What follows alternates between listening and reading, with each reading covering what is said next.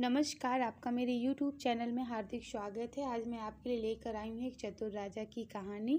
तो एक बार की बात है, एक राज्य का एक नियम था कि जो उस राज्य का राजा बनेगा उसे सिर्फ 5 साल के लिए ही राजा बनाया जाएगा। और 5 साल पूरे होने के बाद उस राजा को एक ऐसी जगह लेकर छोड़ा जाएगा जहाँ पर सिर्फ जंगल ही जंगल होगा और उस जंगल में खूंखार जानवर रहते होंगे। लेकिन इस बार जब राज्य के लोग राजा के 5 साल पूरे होने पर उसे राजा को उस जंगल में भेजा, तब राज्य के लोगों ने सोचा कि उन्हीं के राज्य में एक ऐसा व्यक्ति रहता है जो काफ़ी चतुर है और होशियार है। तो राज्य के लोगों ने उस व्यक्ति के सामने जाकर राजा बनने का प्रस्ताव रखा।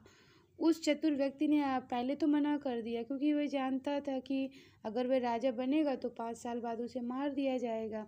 लेकिन थोड़ी देर सोचने के बाद उस व्यक्ति ने हाँ कह दिया।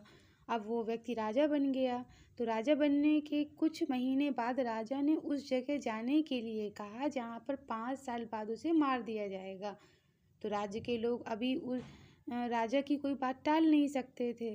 राजा उस जगह गया जहाँ उसे 5 साल मार दिया जाएगा, 5 साल के बाद उसे मार दिया जाएगा। तो जब राजा उस जगह पहुँचा, उसने देखा कि जहाँ जंगल ही जंगल है और वहाँ खूंखार जानवर हैं और जो पहले राजा बने थे उस सबके कंकाल वहाँ पड़े हुए थे। तो राजा के पहले साल से सारे पेड़ों को कटवाया और जितने भी जानवर थे उनको भी वहाँ से कहीं और भेज दिया।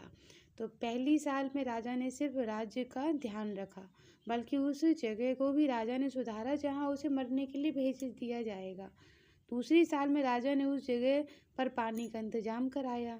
तीसरी साल में राजा ने उस जगह को रहने के लायक बनाया।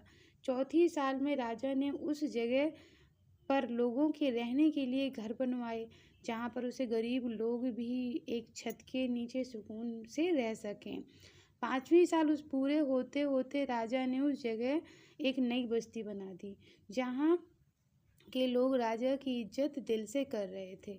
तो अब 5 साल बीत गए थे, तो राज्य के लोग राजा को उस जगह भेजने के लिए आए थे। तो राज्य के लोग रो रहे थे, लेकिन इस राजा के चेहरे पे अलग ही मुस्कान थी, क्योंकि जानता था कि जिस काम को करने के लिए ये राजा बना था वो काम इसने कर लिया। क्योंकि जब ये राजा एक आम व्यक्ति था, तब ये अपने बस्ती में कई सारे ऐसे लोगों को देखता था जिसके पास ना ही तो घर थे और ना ही खाने के लिए पैसे थे, ना खाना था उनके पास में। तो अब ये बस्ती लोगों के साथ खुश में रहने लगा। तो मैं आशा करती हूँ कि आप लोगों को मेरी सुनाई हुई कहानी अच्छी लगी होगी। अगर अच्छी लगी हो तो प्लीज़ मेरे वीडियो को लाइक करिएगा और मेरे चैनल को सब्सक्राइब करिएगा। धन्यवाद।